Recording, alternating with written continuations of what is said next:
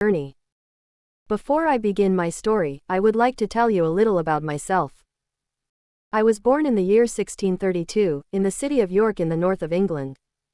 My father was German, but he came to live and work in England. Soon after that, he married my mother, who was English. Her family name was Robinson, so, when I was born, they called me Robinson, after her. My father did well in his business and I went to a good school. He wanted me to get a good job and live a quiet, comfortable life. But I didn't want that.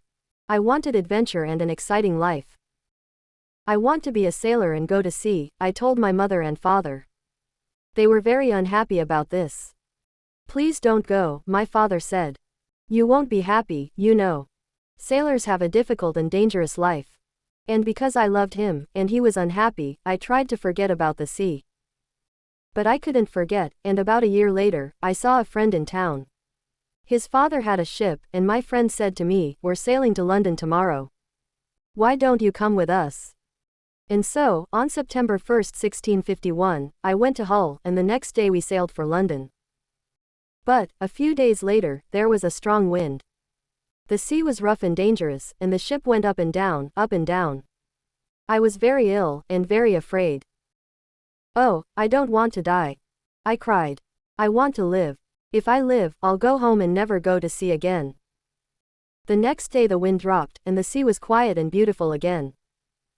"Well, Bob," my friend laughed. "How do you feel now? The wind wasn't too bad." "What?" I cried. "It was a terrible storm." "Oh, that wasn't a storm," my friend answered. "Just a little wind. Forget it. Come and have a drink." After a few drinks with my friend, I felt better. I forgot about the danger and decided not to go home.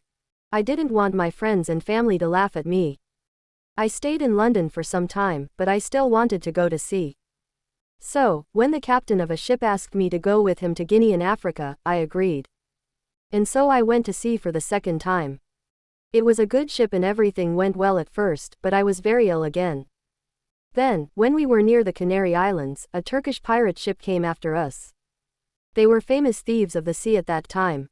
There was a long, hard fight, but when it finished, we and the ship were prisoners. The Turkish captain and his men took us to Salih in Morocco. They wanted to sell us as slaves in the markets there.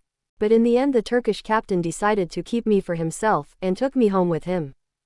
This was a sudden and terrible change in my life. I was now a slave and this Turkish captain was my master.